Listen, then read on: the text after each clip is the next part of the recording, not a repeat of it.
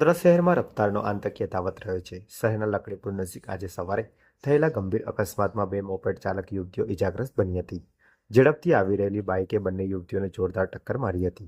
મળતી માહિતી મુજબ સવારે લકડીપુર વિસ્તારમાં ટ્રાફિક સામાન્ય હતો ત્યારે અચાનક એક બાઇક સ્પીડમાં આવી રહી હતી અને મોપેડ પર જઈ રહેલી બે યુવતીઓને ઉડાવી દીધી હતી.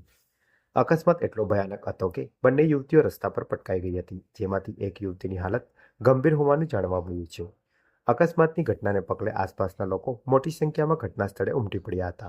સ્થાનિકોએ તરત જ ઇમરજન્સી સેવા બોલાવી ઇજાગ્રસ્ત યુવતીઓને સારવાર માટે સર સયાજીરાવ જનરલ હોસ્પિટલ ખાતે ખસેડી હતી. આ સમગ્ર ઘટના નજીકમાં લગાવવામાં આવેલા સીસીટીવી કેમેરામાં કેદ થઈ હોવાનું સામે આવ્યું છે.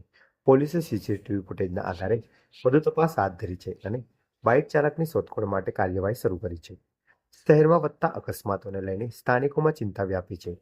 રફતાર પર નિયંત્રણ અને કડક ટ્રાફિક અમલની માંગ ઉઠી રહી છે.